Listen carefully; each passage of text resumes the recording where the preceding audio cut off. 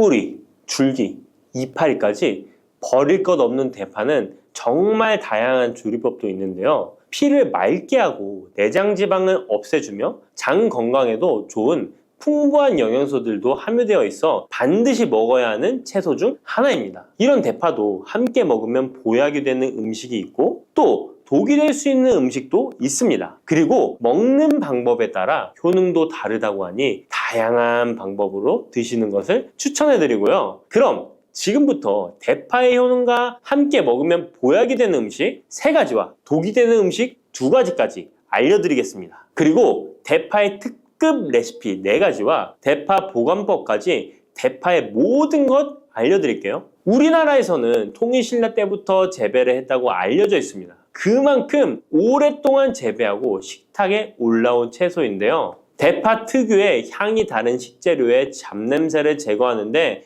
탁월한 효과가 있어서 생선이나 고기류의 냄새를 제거하는 향신료로도 많이 사용되고 있죠. 뿐만 아니라 물에 넣고 끓이게 되면 감칠맛이 좋아져서 다양한 육수와 채소를 만드는 데에도 빠지지 않고 들어가는 재료이기도 합니다. 이런 대파의 첫 번째 효능이 바로 내장 지방을 싹 빼준다는 것입니다. 대파에는 특유의 향과 알싸한 매운맛을 나게 하는 성분이 있는데요. 이 성분이 바로 황화알릴이라는 성분입니다. 이 황화알릴은 대파에 열을 가해 굽게 되면 프로필메르캅탄이라는 성분과 아조엔이라는 성분으로 변하게 되는데요. 대파를 구울 때 매운맛을 내는 성분은 휘발이 되어 없어지고 단맛이 나는 성분이 생성되는데 그 성분이 바로 프로밀메르캅탄입니다. 이 프로밀메르캅탄의 단맛 강도가 설탕 단맛의 강도보다 무려 50배나 강해서 대파의 단맛이 좋아지는 건데요. 정말 놀랍지 않나요? 근데 단맛 하면 당뇨가 있는 분들은 혈당이 많이 오를까봐 걱정되시잖아요. 이 성분은 설탕과는 달리 혈당을 오르게 하지 않아서 당뇨가 있는 분들도 전혀 부담 없이 드실 수 있는 단맛입니다. 또 열을 가하면 아조엔이라는 성분이 만들어진다고 했잖아요. 바로 이 성분이 우리 몸을 회복시키는 효능이 있는데요. 어떻게 우리 몸을 회복시킬까요? 그것은 바로 혈관을 깨끗하게 해주기 때문입니다. 아조엔의 별명이 바로 혈관 청소부인데요. 혈관에 나쁜 콜레스테롤을 제거하고 혈액이 뭉치는 혈전 생성을 방지해줍니다. 혈관도 확장해줘서 혈액순환을 원활하게 해주는 역할도 해준답니다. 이런 효능으로 신진대사를 원활하게 해주고 동맥경화, 고지혈증, 고혈압 등의 심혈관 질환을 예방하는 데에도 도움을 줄 수 있습니다. 뿐만 아니라 내장지방을 분해해 몸 밖으로 배출시켜주는 효능이 있어서 건강뿐만 아니라 다이어트에까지 도움을 주는데요. 최근에는 다이어트 식품으로도 많이 활용되고 있습니다. 그리고 대파의 녹색 부분에는 베타카로틴이 풍부한데요. 이 성분이 바로 강력한 항산화 물질입니다. 이 베타카로틴은 우리 몸속의 활성산소를 제거하여 노화를 방지해주고 피부의 탄력을 유지하여 주름을 예방하는 효과도 탁월하여 피부 미용에도 좋은 영양소입니다. 그리고 면역세포의 기능을 강화해주어 감기나 독감 등의 질병을 예방하고 알레르기 반응을 억제해주는 효과도 있습니다. 또한 베타카로틴은 눈의 피로도 해소해주는데요. 시력을 보호하고 야맹증과 안구건조증을 예방하는 데에도 도움을 줄 수 있습니다. 대파의 베타카로틴은 구울 때 2.5배나 증가한다고 하는데요. 이런 대파의 효능을 극대화해 먹을 수 있는 방법이 있습니다. 대파의 특급 레시피 소개해드리겠습니다. 우선 대파를 깨끗하게 씻어주시고요. 5cm 정도로 잘라주십니다. 대파를 반으로 갈라주셔도 되고 그냥 사용하셔도 됩니다. 기름을 두르지 않은 팬에다가 대파를 올려서 구워주시는데 앞뒤로 골고루 약간 탄 것 같이 잘 구워줍니다. 이제 장을 만들어 줄 건데요. 물을 2컵 넣어주시고요. 간장을 반컵 넣어줍니다. 그리고 고춧가루와 참기름을 1스푼씩 넣어줍니다. 이렇게 넣고 한번 끓여주시고 다 끓고 나면 식초를 반스푼 넣어주시면 됩니다. 이렇게 만들어진 양념장을 구운 파를 넣은 그릇에 붓고 하루 정도 숙성시켜 드시면 됩니다. 물론 바로 드셔도 되지만 숙성시켜 드시면 더욱 맛있는 대파 요리를 드실 수 있습니다. 그리고 대파에서 대파의 뿌리는 특히 채소와 육수를 만들 때 많이 사용하는데요. 대파의 뿌리에는 알리신이라는 성분이 풍부하게 함유되어 있습니다. 이 알리신은 우리 몸을 따뜻하게 해주고 열을 올려주는 역할을 하고 혈액순환을 원활하게 해줘서 신경을 안정화시켜주기도 하는데요. 이렇게 신경을 안정시켜주는 효능으로 불면증도 완화해주어 잘 때 머리맡에 두고 주무시는 분들도 계십니다. 그리고 알리신은 몸에 열을 내주는 효능으로 기침 감기와 가래를 완화시켜주는 데 도움을 주며 항균, 항암 효과도 있어서 각종 바이러스와 암세포를 억제해 주어 암을 예방하는 데에도 탁월한 효능을 발휘합니다. 알리신은 지방을 분해하고 배출해줘서 다이어트에도 도움을 준다고 알려져 있습니다. 그리고 대파의 뿌리 부분에는 폴리페놀 성분이 많이 함유되어 있어 심혈관 질환 예방에 탁월한 효능이 있습니다. 식이섬유도 풍부하여 장 운동을 활성화하고 배변 활동을 도와 변비를 예방하고 숙변을 제거하는 효능도 있고요. 이런 대파 뿌리를 채소나 육수 만드실 때 말고는 특별히 많이 안 쓰는데요. 대파 뿌리의 특급 레시피를 하나 알려드릴게요. 그것은 바로 대파 뿌리 생강차입니다. 대파 뿌리와 생강을 함께 끓여서 차로 드시게 되면 기관지나 폐와 같은 호흡기의 염증을 제거해주고 무릎과 같은 관절의 염증도 제거해주어 관절 통증을 완화시켜줄 수 있습니다. 생강에는 진저롤, 쇼가올, 페로 화합물 등 다량의 항염증 성분들이 함유되어 있어서 우리 몸의 염증을 제거하는 데 탁월한 효능을 가지고 있습니다. 생강은 약재로서 오랫동안 사용되어 왔는데요. 최근에도 계속해서 새로운 효능이 발견되고 있을 정도로 약성이 아주 좋은 식품입니다. 최근 한 연구 결과에 따르면 생강에는 소염 진통제로 많이 사용되는 이부프로펜과 비슷한 항염증 효과가 있고 류마티스 관절염을 완화시키는 데에도 효과가 있는 것으로 밝혀졌습니다. 그럼 지금부터 대파 뿌리 생강차 만드는 방법을 알려드리겠습니다. 먼저 생강을 물에 넣고 끓여주시고요. 처음에는 강불로 해주시고 끓기 시작하면 중불로 줄여서 20분 정도 더 끓여줍니다. 그 후에 대파 뿌리도 넣고 3분 정도 더 끓여주시면 됩니다. 이렇게 끓인 물에서 생강과 대파 뿌리는 건져주시고 따뜻할 때 드시거나 냉장고에 넣고 시원하게 드셔도 됩니다. 이렇게 대파 뿌리와 생강을 함께 끓여 차로 드시면 효과를 극대화할 수 있는데요. 다만 평소에 소화가 잘 안 되시고 위가 약하신 분들은 이렇게 끓인 대파뿌리 생강차에 물을 섞어서 연하게 드시는 것을 추천해 드립니다. 이렇게 해서 하루에 한 번, 두 번 꾸준히 드신다면 감기 걱정도 없고 염증을 완화시켜 관절염으로 인한 통증도 줄일 수가 있을 거예요. 그리고 대파와 함께 드시면 보약이 되는 식품에는 무도 있습니다. 무를 말려서 무말랭이로 드시면 무의 좋은 성분들을 농축하여 드실 수 있다고 하는데요. 간단하게 다시 한번 알려드리자면 무를 드시면 기침과 가래를 멈추게 해주는 효능이 있고 소화를 잘 되게 해주며 혈관을 깨끗하게 해줘서 심혈관 질환에도 도움을 줄 수 있습니다. 또한 칼슘의 함량이 높아서 골다공증을 예방하고 뼈를 튼튼하게 만들어주죠. 그리고 해독작용도 뛰어나고 혈당을 조절해줘서 당뇨를 예방하는 데에도 도움을 줄 수 있습니다. 이렇게 좋은 물을 대파와 함께 드시면 그 효능이 극대화될 수 있는데요. 특히 혈액을 깨끗하게 해줘서 심혈관 질환을 예방하며 당뇨 또한 예방해 줄 수 있을 뿐만 아니라 당뇨 합병증을 완화시켜 주는 데에도 탁월한 도움을 받을 수 있습니다. 대파를 넣은 무말랭이 무침을 만들어 드시면 오독오독한 무말랭이 식감도 좋고 입맛도 돌게 하는 반찬으로도 정말 좋으니까 꼭 대파 무말랭이 무침도 만들어서 드셔보시길 바랍니다. 대파와 함께 드시면 보약이 되는 음식 세 번째는 바로 두부입니다.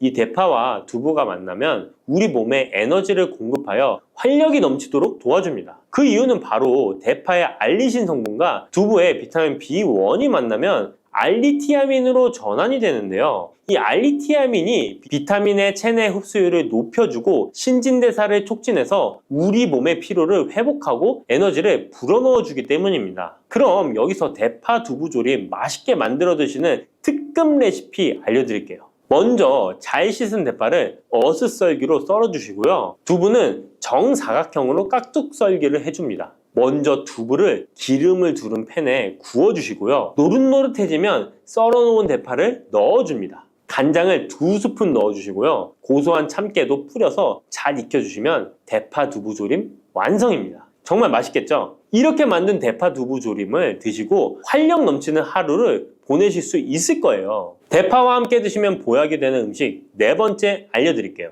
그것은 바로 대파 팽이버섯 부침입니다. 이 팽이버섯은 버섯 중에서도 버섯 키토산의 성분이 가장 많이 함유되어 있을 뿐만 아니라 식이섬유가 정말 풍부하게 함유되어 있는데요. 버섯 키토산은 혈액 속의 지방을 분해하고 콜레스테롤을 제거해 고혈압, 동맥경화, 심장병 같은 심혈관 질환을 예방할 뿐만 아니라 체내의 지방을 흡착하여 배출시켜 주어 내장 지방을 줄여주는 데에도 탁월한 효능이 있습니다. 또한 체내의 중금속의 배출을 돕고 간 건강을 돕는 효능도 있다고 알려져 있고요. 그리고 풍부한 식이섬유가 배변 활동을 도와서 숙변을 제거하는 데에도 큰 도움을 줍니다. 하지만 이 팽이버섯의 세포벽은 단단하기 때문에 그냥 드시게 되면 좋은 성분을 흡수하기가 힘든데요. 열을 가하게 되면 세포벽이 깨지면서 영양 성분의 흡수율을 높일 수 있습니다. 이런 팽이버섯과 대파를 함께 드시게 되면 내장 지방을 제거하고 혈관을 깨끗하게 하는데 탁월한 음식이 되는데요. 먼저 팽이버섯의 밑둥은 잘라버리시고요.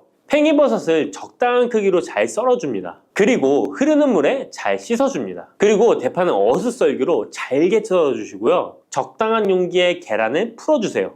팽이버섯과 대파를 넣어서 잘 섞어주고 소금 한 꼬집을 넣어 간을 해줍니다. 이제 잘 달궈진 팬에 기름을 두르고 부쳐주시면 됩니다. 정말 쉽죠? 그런데 이렇게 좋은 대파도 함께 드시면 안 되는 음식이 있습니다. 대파와 함께 드시면 안 되는 음식 첫 번째는 바로 꿀입니다. 대파와 꿀은 두 가지 다 몸에 열을 올려주는 효능이 있습니다. 한의학에서는 대파와 꿀을 함께 먹으면 위장에 탈이 나고 더부룩한 현상이 나타날 수 있다고 하는데요. 대파와 꿀을 함께 먹으면 위에서 소화액 분비를 억제하여 소화불량을 유발할 수 있기 때문인데요. 또한 꿀은 알레르기 반응을 일으킬 수 있는데 대파와 함께 먹으면 알레르기 반응이 더 악화될 수 있다는 것을 알아두시면 좋고요. 꼭 기억하셔서 대파와 꿀은 함께 드시지 않기를 추천합니다. 또 대파와 함께 드시면 안 되는 음식은 미역입니다.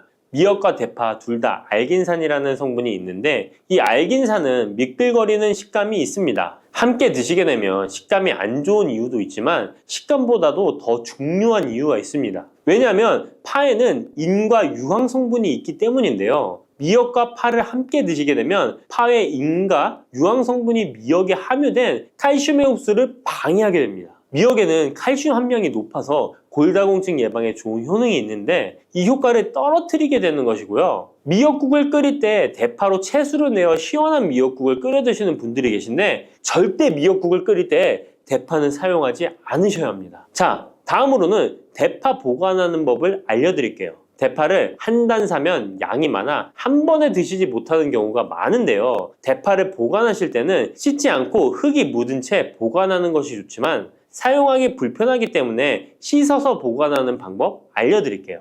우선 잘 씻은 대파를 줄기와 잎부분으로 나눠 잘라주시고요. 물기를 제거하고 키친타올을 넣은 지퍼백에 줄기와 잎부분을 나눠 담아 냉장고에 보관해 주시면 됩니다. 이렇게 하시면 2주에서 3주 정도는 보관 가능하시고요. 더 장기간 보관하시려면 냉동을 하시면 되는데 냉동 보관하시려면 대파를 사용하기 원하는 크기대로 잘라서 지퍼백에 넣어 냉동하시면 됩니다. 이렇게 하시면 냉동된 대파를 꺼내서 요리하실 때 바로 사용하실 수 있을 겁니다. 단백질 폭탄으로 알려진 두부는 건강식으로 많이 드시는 대표적인 식재료입니다. 그런데 두부를 잘못 드시면 오히려 건강을 해칠 수 있다는 사실 알고 계신가요? 두부를 먹을 때 독이 되는 최악의 경우, 그리고 두부를 어떻게 먹어야 우리 몸에 보약이 될 수 있는지에 대해 알려드리겠습니다. 두부가 오히려 건강을 해치는 첫 번째는 바로 GMO 유전자 변이된 콩으로 만든 두부를 먹을 때입니다. 2018년 보도 자료를 보면 수입콩을 사용해 만든 두부 7종류 중에서 6종류가 GMO 성분이 검출되어 파문이 일었던 적이 있습니다. GMO는 원래 생산성을 향상시켜 식량 부족 문제를 해결하고 비타민, 미네랄 등의 영양소를 강화하거나 질병 저항성을 높여 건강에 도움을 주기 위해 유전자를 변이하여 재배하는 것입니다. 또 제초제나 살충제의 사용량을 줄일 수 있어서 환경오염도 줄일 수 있는 장점이 있습니다. 하지만 이렇게 재배된 것을 섭취했을 때 건강에 대한 안정성 문제와 생태계 파괴 등의 논란은 끊이지 않고 있습니다. 우리나라에서는 GMO 재배를 법으로 금지하고 있으며 많은 나라들이 GMO의 수입과 생산을 규제하고 있습니다. GMO 식품을 꾸준히 섭취할 경우 건강에 문제가 생길 수 있는데요. 2년 동안 실험지 200마리에게 GMO 옥수수를 먹인 실험 결과 20%의 쥐에서 종양이 발생했고 종양의 크기도 컸는데요. 종양의 크기가 탁구공만큼 크게 자란 쥐도 발견됐는데 쥐 전체 몸무게의 4분의 1에 해당되는 무게였다고 합니다. GMO 표기가 의무이기 때문에 GMO 표기가 없는 식품을 사 먹으면 되지만 문제는 식품을 몇 차례 가공 과정을 거쳐 GMO의 DNA나 단백질이 남아있지 않은 식품은 GMO 표기를 하지 않아도 된다는 규정이 있기 때문에 소비자로서는 불안할 수밖에 없는데요. 따라서 두부를 구매하실 때 원료가 수입산이 아닌 국내산 콩으로 만든 두부를 사 드시길 바랍니다. 우리나라는 GMO 재배 자체가 금지이기 때문에 국내에서 재배된 식품은 안심하고 드셔도 됩니다. 두부가 건강을 해치는 두 번째는 바로 유부를 드시는 것입니다. 유부는 두부를 기름에 튀겨서 만드는 건데요. 유부를 먹는 방법에는 대표적으로 유부초밥이 있지만 이외에도 다양한 요리의 재료로 사용됩니다. 유부의 고소한 맛과 부드러운 식감 때문에 다양하게 사용되지만 건강에 해로울 수 있으니까 주의하셔야 됩니다. 두부를 기름에 튀겨 만든 유부는 칼로리가 높아질 뿐만 아니라 트랜스 지방이 생성됩니다. 트랜스 지방은 혈관 내 콜레스테롤을 증가시키고 심혈관 질환의 위험을 증가시킵니다. 이로 인해 대사증후군과 뇌 기능에도 영향을 미쳐 인지력, 학습 능력을 감소시키는 부작용을 일으킬 수 있습니다. 유부를 아예 드시지 말라는 게 아니라 맛이 좋고 간단하게 식사 대용으로 드실 수 있는 유부만 맛이 좋고 간단하게 식사 대용으로 드실 수 있는 유부지만 과하게 드시지 않고 적절히 드시면 좋겠죠? 세 번째, 두부를 드실 때 주의할 점은 시금치와 함께 드시면 안 된다는 것입니다. 시금치는 철분이 풍부하게 함유되어 있어 빈혈 예방에 효과적으로 알려져 있습니다. 또한 비타민 A, 루테인, 제아잔틴 등의 영양소가 풍부하여 눈 건강 증진에 탁월한 효능이 있고 마그네슘, 비타민 K 등이 풍부해서 뼈 건강 증진에 효과적인 것으로 알려져 있습니다. 그러나 문제는 시금치에 함유된 옥살산입니다. 이 옥살산이 두부의 칼슘과 결합하여 수산칼슘이라는 성분이 만들어지는데 이 성분이 결정을 이루어 신장이나 요로에 쌓여 결석이 됩니다. 신장결석, 요로결석이 되어 극심한 통증을 유발할 수 있다는 것입니다. 시금치를 드실 때는 두부와 같이 칼슘이 많은 음식을 피하시고 별도로 섭취하시는 게 좋겠습니다. 네 번째, 두부를 드실 때 오히려 해가 되는 경우는 갑상선이 약하신 분들입니다. 두부에는 사포닌이라는 성분이 함유되어 있는데 사포닌을 많이 섭취하게 되면 요오드가 몸 밖으로 과도하게 배출될 수 있습니다. 요오드는 갑상선 호르몬의 합성과 조절을 돕는 아주 중요한 성분인데요. 요오드가 부족하게 되면 갑상선 호르몬인 티록신의 생성이 부족하게 되어 갑상선의 기능을 제대로 하지 못하는 상황이 발생할 수 있습니다. 이렇게 되면 갑상선 저하증이 생길 수 있고 무기력해지고 피로가 회복이 잘 안 되며 우울증, 부종, 집중력 저하 등의 다양한 증상을 야기할 수 있습니다. 갑상선에 문제가 없는 분이라면 두부를 많이 드셔도 문제가 되지 않지만 이미 갑상선이 약하신 분들에게는 안 좋은 영향을 줄 수 있는 것입니다. 그렇다면 두부는 어떻게 드셔야 두부의 효능을 최대한 높일 수 있는지 알려드리겠습니다. 두부는 기본적으로 단백질이 풍부한데 이뿐만 아니라 리놀렌산, 레시틴, 피토스테롤 등의 성분이 풍부해서 몸 안의 콜레스테롤 수치를 낮춰주고 혈액순환을 원활하게 해서 동맥경화, 심근경색, 뇌출혈 등의 심혈관 질환을 예방할 수 있습니다. 또한 두부는 체력과 근력을 유지하는 데 큰 도움을 주는데요. 바로 두부의 풍부한 단백질 때문이죠. 근육은 매일 일정량이 새로운 근육으로 대체되기 때문에 매일 단백질을 공급해줘야 되는데요. 우리 몸에 단백질을 공급해주기 위해 정말 유용한 음식이 두부인 것이죠. 또한 두부에는 콜린이 풍부한데 콜린은 알츠하이머성 치매를 예방하는데 탁월한 효능을 발휘하게 됩니다. 두부는 탈모 예방에도 도움이 되는데요. 머리카락의 원료인 단백질을 보충하는데 도움이 될 뿐만 아니라 이소플라본이 풍부해 남성 호르몬을 조절해줍니다. 따라서 호르몬성 탈모 예방에 도움을 줄 수 있는 것입니다. 또한 두부는 건강에 장수하는 데 도움이 되는데요. 많은 과학자들의 연구 결과 건강하게 장수한 사람들의 특징이 식물성 단백질을 꾸준히 섭취했다는 사실을 발견했고, 동물성 단백질을 식물성 단백질로 바꿔 섭취했을 때 사망의 위험성이 낮아진다는 연구 결과도 있습니다. 이러한 효능이 극대화가 되려면 소화 흡수가 잘 되어야겠죠. 두부 중 소화 흡수가 가장 잘 되는 것이 바로 순두부입니다. 순두부는 일반 두부와 마찬가지로 비질을 분리한 콩물에 응고력이 약한 응고제를 넣어 만든 것인데요. 그렇기에 훨씬 부드럽고 소화 흡수가 잘 되는 형태가 되는 것입니다. 하지만 단점은 일반 두부보다 단백질, 섬유질 등의 영양 성분의 함량이 떨어지는데요. 이런 단점을 보완하기 위해 계란과 함께 드시면 좋은 대안이 될 수 있어요. 순두부찌개에 계란이 들어가 있는 것이 맛뿐만 아니라 영양적으로도 찰떡궁합인 것이죠. 순두부와는 식감이 완전히 다른 쫄깃한 두부면이 요즘 인기가 높아지고 있는데요. 밀가루를 대체할 수 있는 다이어트 식품으로 많이 알려지고 있습니다. 다양한 면 요리에 사용되는데 단순히 두부를 면 모양으로 만든 것이 아니라 일반 두부보다 단백질의 함량이 2배 정도 높아서 건강에 더욱 좋은 식품입니다. 두부에서 수분을 빼고 응축시켜 만들기 때문에 같은 무게당 영양 성분의 함량이 높아지는 것입니다. 두부는 양배추와 함께 드시면 좋은데요. 두부는 단백질이 풍부하지만 비타민C와 섬유질이 부족한데 양배추와 함께 드시면 모든 영양소를 골고루 섭취할 수 있게 되는 것입니다. 또 귀리를 넣은 잡곡밥과 함께 드시면 좋은데요. 귀리에 풍부하게 함유된 식이섬유와 베타글루칸과 두부의 단백질, 칼슘을 충분히 섭취할 수 있는 것입니다. 두부는 그리고 미역과 김, 다시마와 같은 해조류와 함께 드시면 좋은데요. 이런 해조류와 함께 드시게 되면 두부의 단백질을 흡수하는데 극대화가 되고 두부의 사포닌으로 인한 요오드 배출을 해조류의 풍부한 요오드 성분이 상쇄시켜 줄 수 있는 것입니다. 두부와 함께 먹으면 좋은 음식으로는 토마토가 있습니다. 토마토에는 라이코펜이라는 강력한 항산화 성분이 함유되어 있어서 세포의 노화를 방지하고 활성산소를 제거하여 혈관을 건강하게 보호하며 암을 예방하는 효능도 있습니다. 두부와 토마토 그리고 계란까지 함께 살짝 볶아 드신다면 풍부한 영양 성분을 섭취할 뿐만 아니라 암 예방과 체중 감량에도 좋고 피부 미용에도 탁월한 효능을 누릴 수 있습니다.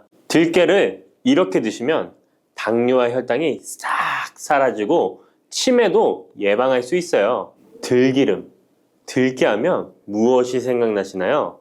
들기름에 북어와 미역국을 구수하게 볶아 시원한 북어 미역국을 끓여 먹어도 정말 맛있죠? 건강에도 좋다는 이 들기름과 들깨 잘못 먹으면 암에 걸리고 혈관 건강에도 악영향을 줘서 치매도 유발할 수 있다는 사실 알고 계셨나요? 들깨의 효능과 어떻게 먹을 때 건강을 해쳐 암에 걸리고 치매를 유발하는지, 그리고 어떻게 먹는 것이 건강하게 먹는 방법인지, 어떻게 보관하는 것이 가장 좋은 방법인지 들깨에 대한 모든 것 알려드릴게요. 나이가 들면서 산책하기도 힘들고 관절이 쑤시고 무릎 통증 때문에 힘드시지 않으신가요? 들깨의 첫 번째 효능은 바로 관절염에 좋다는 것입니다. 무릎이나 관절 통증 때문에 병원에서 진통제를 처방받으시잖아요. 이때 처방받는 진통소염제의 역할은 몸속에 프로스타글란딘이라는 물질의 생성을 억제해서 통증을 막아주는 건데요. 들깨 속에는 식물성 오메가3 지방산인 알파리놀렌산이 함유되어 있는데 이는 체내에서 염증을 일으키는 프로스타글란딘의 생성을 억제하는 데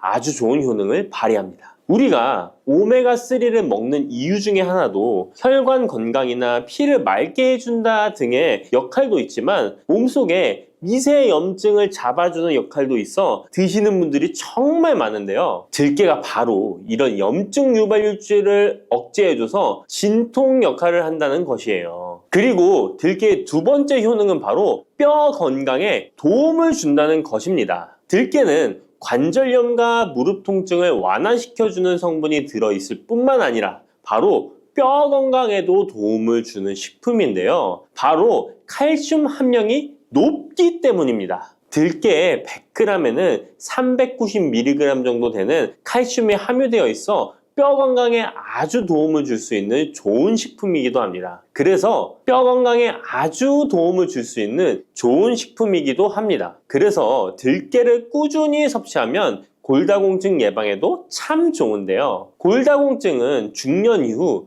노화가 진행될 때 영양 불균형이 생기면서 많이 발병하게 되는데요. 여성의 경우 폐경 이후에 골밀도가 많이 감소해서 골다공증이 발생하는 경우가 많습니다. 노인의 골반 골절은 65세 이상은 30%가 1년 내에 사망하고 80세 이상은 50%가 2개월 내에 사망할 수 있으므로 노인의 뼈에 대한 관리는 매우 중요한데요. 골다공증의 관리는 뼈 건강을 유지하고 골절 위험을 줄이기 위해 중요합니다. 뼈 건강을 위해 들깨 꾸준히 섭취하는 게 좋겠죠? 나이가 들면서 깜빡깜빡하는 일이 잦아지고 기억력이 떨어져 고민되시는 분이 많으시죠? 이제 걱정하지 마세요. 세 번째 들깨 효능은 바로 뇌 건강, 뇌신경을 튼튼하게 해주고 기억력을 높여주며 치매를 예방하는 데 도움을 준다는 것입니다. 이렇게 좋은 효능이 있는 이유는 들깨에 바로 아까 잠깐 말씀드린 오메가3가 풍부하게 함유되어 있기 때문입니다. 오메가3는 등푸른 생선에 많이 함유되어 있다고 알고 계시잖아요. 이것은 동물성 오메가3고요. 식물성 오메가3인 알파리놀렌산이 들깨에 많이 함유되어 있는데요. 들깨에 함유된 지방산 중에서 60%가 바로 알파리놀렌산입니다. 이 알파리놀렌산은 뇌신경 보호에 탁월한 효과가 있는데요. 어떻게 뇌신경을 보호하느냐? 뇌신경에 염증을 일으켜 망가뜨리는 사이토카인이라는 물질이 있는데요. 이런 사이토카인 물질의 분비를 감소시키고요. 또 알츠하이머 치매 환자의 뇌에 많이 발견되는 비정상적인 단백질인 베타 아밀로이드도 바로 이 알파리놀렌산이 감소시키기 때문입니다. 참치에 많이 함유되어 있다는 DHA 들어보셨죠? DHA가 바로 대표적인 뇌기능 강화 물질인데요. 이 DHA가 기억을 높이는 데 도움을 주고 학습 능력 또한 좋게 하는데요. 이 DH는 체내에 합성되지 않아 식품으로 섭취를 해야 합니다. 들깨에 함유된 알파리놀렌산이 흡수될 때 바로 이 DHA로 전환이 됩니다. 어린이 전용 오메가3 같은 경우도 성인보다는 EPA보다 DHA 함유량이 높은 영양제도 많죠? 들깨가 뇌신경, 뇌 건강에 좋은 이유가 바로 이겁니다. 네 번째 들깨의 효능은 심장을 건강하게 하고 뇌혈관의 노화를 막아주는데 도움을 준다는 것입니다. 알파리놀렌산이 체내에 흡수될 때 DHA로 변환된다고 했잖아요. 그뿐 아니라 바로 EPA로도 변환이 되는데요. 이 EPA가 어떤 역할을 하냐면 바로 혈소판 응집을 억제해 혈관에 혈전이 생기는 것을 방지하는 효능이 있습니다. 그리고 혈관을 튼튼하게 하는 효능과 혈액의 중성지방과 나쁜 콜레스테롤인 LDL을 낮추고 좋은 콜레스테롤인 HDL을 높여주는 역할도 합니다. 미국의 심장협회에서는 허혈성 뇌졸중, 심장마비로 인한 돌연사, 관상동맥 질환 등의 위험을 감소시키기 위해 매주 1에서 2회 이상 오메가3 지방산이 풍부한 등푸른 생선을 섭취하는 것이 도움을 준다고 발표했습니다. 그런데 이 오메가3 지방산의 함량을 살펴보면 100g당 오메가3 지방산의 함량이 연어에는 11.5g, 고등어에는 9.9g, 들깨에는 무려 63.1g이나 함유되어 있습니다. 정말 많이 함유되어 있죠? 들깨에는 연어에 비해 5배 이상 들어있다는 것입니다. 들깨를 꾸준히 드셔서 혈관도 건강하게, 심장도 튼튼하게 유지하시기 바랍니다. 다섯 번째 들깨의 효능은 바로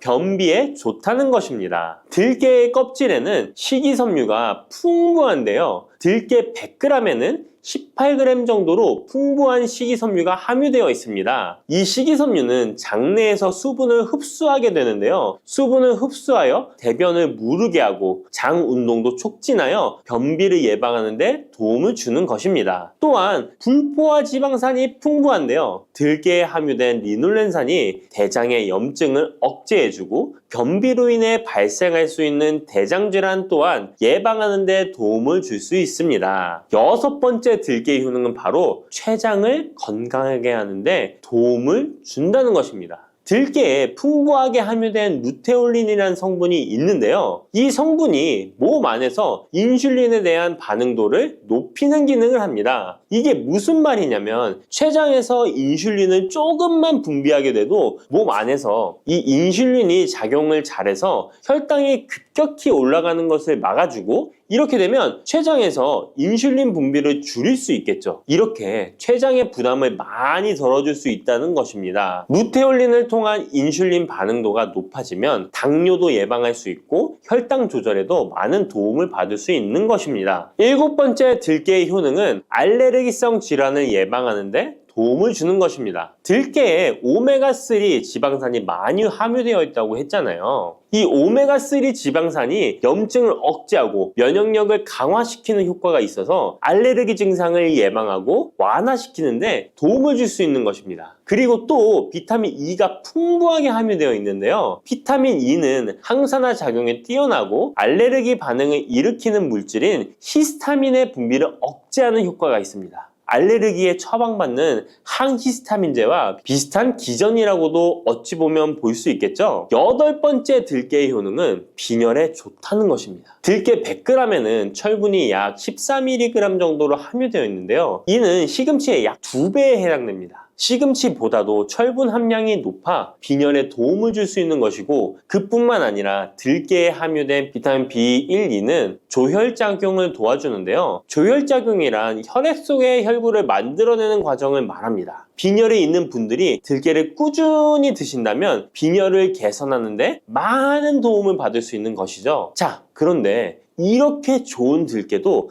가장 취약한 단점이 있습니다. 그것은 바로 열에 약하고 쉽게 산패된다는 것입니다. 일반적으로 통들깨보다는 들기름으로 많이들 섭취하게 되시는데요. 이 들기름을 짤 때의 방법이 중요합니다. 보통은 200도 이상으로 들깨를 달달 볶아서 기름을 짜게 되는데요. 이때 몸에 좋은 오메가3 지방산이 대부분 파괴가 됩니다. 그래서 들기름을 드실 때는 저온에서 압착한 기름을 사용하시는 것이 좋습니다. 저온에서 압착한 기름은 제가 하단 링크에 있으니까 잘 구경해 보세요. 저온 압착유 또는 생들기름이라고도 하는데요. 이 기름을 요리에 사용할 때에도 열에 오랫동안 가열하지 마시고 요리가 끝나갈 무렵에 들기름을 넣어주시거나 먹기 직전에 드레싱을 하여 드시는 것이 좋습니다. 들기름은 또한 산패가 쉽게 되는데요. 들기름이 산패되면 벤조피렌이 생성되게 되는데 이게 1급 발암물질입니다. 산패된 들기름을 지속적으로 드시게 되면 발암물질을 계속 먹게 되는 것이죠. 그래서 들기름의 사용기한을 지켜주시는 것이 좋은데요. 보통은 2달 이내로 드시는 것이 좋고 개봉을 하셨다면 1달 이내에 소비하시는 것을 권장드립니다. 보관 방법도 정말 중요한데요. 신문지나 검은 비닐 등으로 감싸서 빛을 차단하고 밀봉한 상태에서 반드시 냉장 보관하시기 바랍니다. 만약 실온에 두신다면 들기름의 산패는 급속히 진행되기 때문입니다. 그런데 이 들기름을 오래 보관할 수 있는 방법도 있는데요. 그것은 참기름과 섞어서 보관하시는 것입니다. 참기름에는 비타민 E와 세사몰이라는 성분이 있는데요. 이 성분이 산패를 막아주는 데 도움을 줍니다. 이 세사몰이라는 성분은 참기름을 고온에 볶거나 기름을 짜는 과정에서 생성되는 물질인데요. 이 때문에 다른 기름에 비해 참기름이 산패가 느리고 지속성이 좋은 것이죠. 그래서 들기름과 참기름을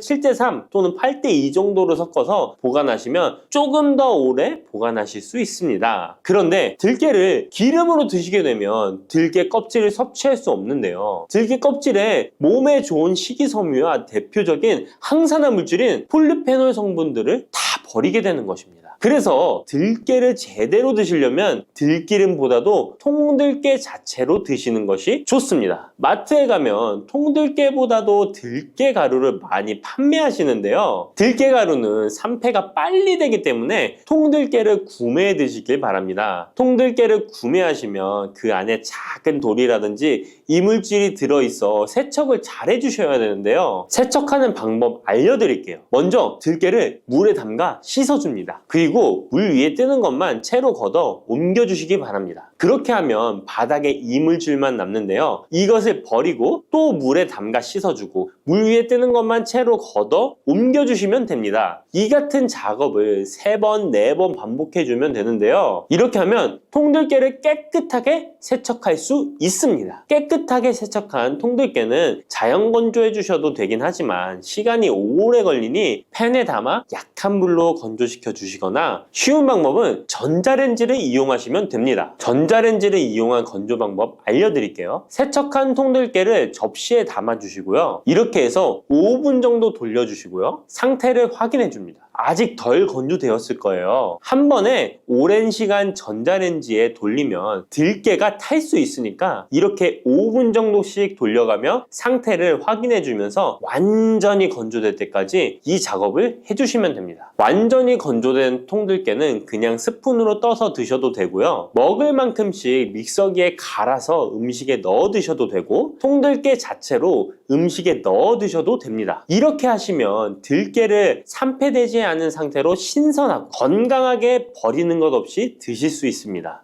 고소한 호두 좋아하시는 분 많으시죠? 호두는 그 자체로도 훌륭한 간식이지만 저는 특히 커피와 먹는 것을 좋아하는데요. 이렇게 맛도 좋고 건강에 이롭다고도 잘 알려진 호두, 혹시 그냥 막연하게 몸에 좋다고만 알고 있지는 않으신가요? 호두는 견과류의 일종으로 기원전 7,000년 전 고대부터 인류가 친숙하게 섭취해온 식품인데요. 인류가 이렇게 오래전부터 호두를 섭취해왔다니 놀라신 분 계신가요? 이렇게 호두는 아주 옛날부터 인류에게 많은 영양소를 제공해 주었는데요. 호두에는 단백질, 비타민, 미네랄 등 여러 가지 영양소가 풍부하게 들어있다는데 이렇게 풍부한 영양소가 함유된 호두가 주는 몸에 이로운 점 바로 소개해 드릴게요. 첫 번째 호두의 놀라운 효과는 바로 노화 방지입니다. 호두에는 폴리페놀과 비타민 E 같은 강력한 항산화 물질이 풍부하게 들어있다는 사실 알고 계셨나요? 호두에는 폴리페놀과 비타민 E 같은 항산화 물질이 다량 함유되어 있는데요. 항산화 물질은 체내 유해산소를 제거하고 세포 손상을 방지하는 역할을 해주는데 노화 방지와 관련이 깊은 성분으로 피부 건강을 유지하고 노화 과정을 늦추는 데 도움이 되죠. 또한 항산화 물질은 면역력 향상에도 도움을 주어 감기나 질병에 대한 저항력을 키워주는데요. 자유라디칼은 우리 몸의 세포를 손상시켜 노화와 관련된 여러 질병을 일으킬 수 있는데 호두에 함유된 항산화 물질은 자유라디칼로부터 세포를 보호하여 세포 노화를 늦추는데 중요한 역할을 해준답니다. 또한 호두의 풍부한 오메가3 지방산은 피부 건강에 많은 도움이 되는데요. 오메가3는 피부 탄력을 유지하고 피부에 수분을 보충해 주는데 꼭 필요한 성분이죠. 특히 피부가 노화되면서 생길 수 있는 주름과 피부 처짐을 예방하는데 매우 도움이 된답니다. 두 번째 호두의 놀라운 효능은 바로 뇌 건강 유지입니다. 호두의 외형이 뇌를 닮아 예로부터 뇌에 좋다고 잘 알려져 있는데요. 외형만 닮았다고 뇌에 좋다는 것이 아닌 것 알고 계시죠? 호두에는 오메가3 지방산이 풍부하게 들어있습니다. 오메가3는 주로 생선에서 많이 발견되는 성분으로 알려져 있지만 호두에도 그만큼 많은 양이 들어있죠. 해외 알츠하이머 저널에서는 호두가 산화 스트레스와 염증을 줄여주므로 알츠하이머 발병과 진행을 늦추거나 위험을 줄여준다는 연구 결과를 발표했는데요. 호두에는 오메가3 지방산인 알파-리놀렌산이 풍부하고 이 성분은 뇌세포를 보호하고 인지 기능을 향상시키는데 중요한 역할을 해주며 뇌의 기능을 활성화시켜 치매와 같은 뇌질환을 예방하는데 도움을 줄 수 있다는 것이죠. 뇌 기능이 저하되지 않도록 돕는 호두는 노화로 인한 인지 저하를 늦추는데 중요한 역할을 합니다. 또한 호두는 비타민 E 또한 풍부하여 뇌의 노화 방지에 도움을 줍니다. 비타민 E는 강력한 항산화 작용을 통해 뇌세포를 보호하고 기억력과 인지 기능을 개선하는 데 도움을 주며 산화 스트레스로부터 뇌를 지켜줍니다. 이는 알츠하이머와 같은 치매를 예방하는 데 중요한 역할을 한다는 사실. 뇌 건강을 위해서는 이제부터 호두를 꼭 드셔야겠죠? 세 번째 호두의 효능은 바로 뼈 건강에 도움을 주는 것입니다. 호두가 뼈에 좋다는 사실 알고 계셨나요? 좋은 영양소가 많이 들어있다는 것은 알아도 뼈에 좋다는 건 생소하신 분들이 있으실 텐데요. 호두가 뼈 건강에 미치는 좋은 작용들 바로 알려드릴게요. 호두는 칼슘뿐만 아니라 다른 중요한 성분들도 함유하고 있어서 뼈를 튼튼하게 만드는데 아주 효과적인 식품입니다. 호두는 칼슘과 마그네슘이 균형 있게 들어있는데요. 칼슘은 뼈를 구성하는 중요한 성분이지만 마그네슘 역시 뼈 건강에 필수적인 역할을 합니다. 마그네슘은 칼슘의 흡수를 돕고 뼈의 밀도를 유지하는데 중요한 역할을 하죠. 이 두 성분이 적절히 균형을 이루면 뼈의 강도를 높이고 골다공증과 같은 질환을 예방할 수 있는데요. 또한 호두에 들어있는 오메가3 지방산은 뼈 건강에 직접적인 영향을 미치는 중요한 성분입니다. 연구에 따르면 오메가3 지방산은 뼈의 형성을 촉진하고 뼈의 밀도를 높이는 데 도움을 줄 수 있다고 하는데요. 이뿐만 아니라 오메가3는 염증을 줄여주는 효과가 있어서 관절염과 같은 염증성 질환에 걸리기 쉬운 사람들에게도 유익한 영향을 줄 수 있습니다. 호두의 놀라운 효능 네 번째는 바로 암 예방 효과입니다. 호두는 항산화 작용과 항염증 작용 덕분에 암 예방에도 효과적이라고 알려져 있는데요. 놀라우신가요? 2022년 국제학술지에 실린 연구 자료를 보면 호두나 아마시에 함유되어 있는 알파-리놀레산을 꾸준히 섭취하면 그렇지 않은 사람들과 비교해서 심혈관 질환 위험률이 10% 감소되고 관상동맥 심장질환 위험률은 20%나 줄어들었다고 합니다. 그뿐만 아니라 호두에는 폴리페놀과 엘라그산이 풍부하게 들어있는데요. 특히 엘라그산은 항암 성분으로 유명한데 엘라그산은 체내에서 엘라그산 대사물질로 변한대요. 암세포의 성장을 억제하는 데 도움을 주고 폴리페놀은 암세포의 확산을 막아주는 역할을 해줍니다. 호두는 이뿐만 아니라 오메가3 지방산을 많이 함유하고 있는데요. 오메가3 지방산은 염증을 줄이는 효과가 있습니다. 암은 염증성 질환과 관련이 깊은데요. 호두가 가진 염증 완화 효과는 암 치료에 있어서 중요한 보조 역할을 해줄 수 있다는 것 아시나요? 호두에 포함된 비타민 E와 셀레늄 등의 성분은 면역력을 증진시키는 데 도움을 주는데요. 암 환자에게는 면역력이 중요한데 호두는 면역 시스템을 강화시켜서 우리 몸에 방어막을 형성시키는데 큰 역할을 할 수 있죠. 호두의 효능 정말 놀랐죠? 이렇게 몸에도 좋고 맛도 좋은 호두, 이것들과 먹으면 효과가 배가 된다는데요. 호두와 궁합이 좋은 식품들 바로 알려드릴 테니 주목해주세요. 첫 번째는 요거트입니다. 요즘 들어 그릭 요거트나 프로바이오틱스 같은 단어들 자주 접해보셨죠? 요거트에는 단백질, 칼슘, 프로바이오틱스 등의 영양소가 풍부하게 함유되어 있는데요. 호두에는 건강한 지방, 단백질, 식이섬유, 비타민, 미네랄 등이 풍부합니다. 이 두 가지를 함께 섭취하면 영양소 조합을 통해 다양한 영양소를 한 번에 섭취할 수 있는데요. 요거트에 함유된 프로바이오틱스는 장내 유익한 세균을 증식시키고 장 건강을 촉진하는 데 도움이 됩니다. 또한 호두의 지방은 프로바이오틱스의 효능을 더욱 향상시켜 장 건강에 도움을 주고 호두에 함유되어 있는 오메가3 지방산과 같은 건강한 지방산을 요거트와 함께 섭취하면 호두의 지방이 소화 흡수를 도와 영양소의 흡수를 향상시킬 수 있다는 것 꼭 잊지 말아주세요. 그리고 영양뿐만 아니라 호두의 고소하고 크리미한 식감과 요거트의 부드럽고 상큼한 맛은 잘 어울리는데요. 함께 섭취하면 맛과 식감의 조화를 즐길 수 있습니다. 그러니 이제부터 요거트를 드실 때는 호두와 함께 드시는 것 추천해 드릴게요. 두 번째, 호두와 환상의 궁합 음식은 바로 바나나입니다. 바나나는 호두와 함께 섭취하면 영양소의 균형을 맞출 수 있다는 사실 알고 계신가요? 바나나는 탄수화물과 천연당과 풍부한 식이섬유를 함유하고 있다는 것 잘 알려져 있는데요. 뿐만 아니라 바나나의 당은 호두 대비 신체에 더 빠른 에너지를 공급해줍니다. 호두에는 건강한 지방과 단백질이 풍부하게 함유되어 있다는 것 이제 잘 아시죠? 이 성분들은 신체의 에너지를 지속적으로 유지하는 데 도움을 주는데요. 그래서 바나나와 호두 호두 이 두 가지를 함께 섭취하면 서로 보완적인 영양소를 한 번에 섭취할 수 있고 영양소 흡수 또한 더 쉽고 오래 지속이 되도록 도와준다는 것이죠. 영양뿐만 아니라 호두의 고소하고 크리미한 식감과 바나나의 부드럽고 달콤한 맛은 잘 어우러지는데요. 함께 갈아서 스무디로 한번 섭취해보세요. 간단하게 바나나의 달달한 맛과 호두의 고소한 향이 의외로 조화로워서 맛과 식감, 영양소까지 한 번에 즐길 수 있습니다. 이렇게 고소하고 맛도 좋고 몸에도 정말 좋은 호두, 그렇다고 해서 너무 과하게 섭취해도 안 좋다는 사실 알고 계신가요? 호두는 건강에 매우 좋은 식품이지만 모든 식품들이 그러하듯 호두도 적당량 섭취를 해야 하는데요. 과연 하루에 얼마나 먹어야 하는지, 몸에 좋은 호두를 잘못된 방법으로 섭취하면 몸에 치명적인 독이 될 수 있다는 사실들, 호두 섭취 시 주의점들 바로 알려드릴게요.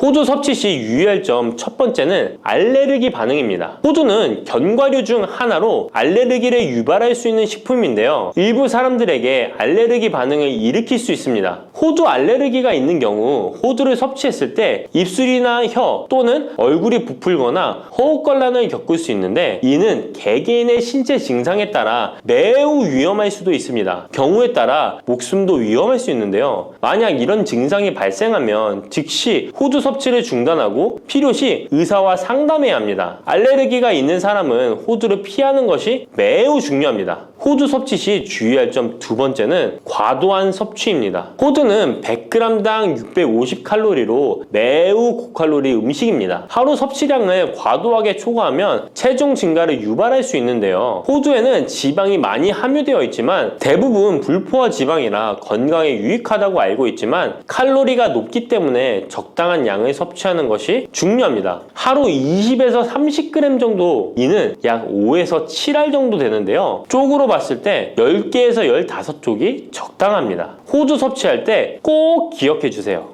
호두 섭취 시 유의할 점 세 번째는 변질이 일어난 호두 섭취입니다. 호두와 같은 견과류는 지방이 많아서 산패가 쉽게 일어날 수 있는데요. 특히 호두에 포함된 불포화 지방산은 산화되기 쉬운데 산화가 진행되면 지방의 구조가 변형됩니다. 산화된 지방은 체내에서 염증을 일으키고 혈관에 손상을 줄 수 있다는 무서운 사실 알고 계신가요? 이뿐만 아니라 산화된 지방은 심혈관 질환까지 유발할 위험이 있습니다. 또한 호두가 산패되면 아크릴아마이드라는 유해 물질이 생성될 수 있는데요. 이 물질은 발암성 물질로 알려져 있으며 이렇게 산패된 호두를 장기적으로 섭취 시 암 위험을 증가시킬 수 있습니다. 그럼 산패되어 변질이 일어난 호두는 어떻게 알 수 있을까요? 산패된 호두를 구분하는 방법 쉽게 바로 알려드릴게요. 먼저 색상을 보는 것입니다. 신선한 호두는 갈색 또는 황금빛을 띠는데 산패된 호두는 색이 어둡게 변하고 부패한 느낌이 들 수 있습니다. 또 산패된 호두는 비린내나 신냄새가 날 수 있으나 신선한 호두는 자연스러운 고소한 향이 납니다. 또한 맛이 다른데요. 신선한 호두는 고소한 맛인 반면 산패된 호두는 맛이 매우 씁쓸하거나 오래된 기름향이 나고 썩은 것 같이 매우 불쾌한 맛이 난답니다. 이러한 호두를 골랐다면 산패되지 않게 보관하는 방법도 중요한데요. 호두는 잘못 보관하면 쉽게 산패되기 때문에 주의가 필요합니다. 호두는 원래의 껍질을 유지하는 것이 좋은데요. 껍질을 벗기지 않고 보관하면 외부에서의 영향을 줄일 수 있어서 오래 신선하게 유지됩니다. 하지만 호두를 먹을 때마다 까야 되는 번거로움 때문에 이미 까진 호두를 많이 구입하잖아요. 이런 호두는 공기와 빛에 노출되면 산패가 촉진되기 때문에 공기와의 접촉을 최소화하는 것이 중요한데요. 그래서 밀봉할 수 있는 용기에 담아서 보관하거나 진공 밀봉팩을 사용하는 것이 좋습니다. 호두는 온도와 습도에 민감해서 서늘한 냉장고에 보관하는 것이 가장 좋습니다. 이미 껍질을 벗긴 호두는 쉽게 산패할 수 있으니까 냉장 보관이 필수적이라는 것 잊지 마세요.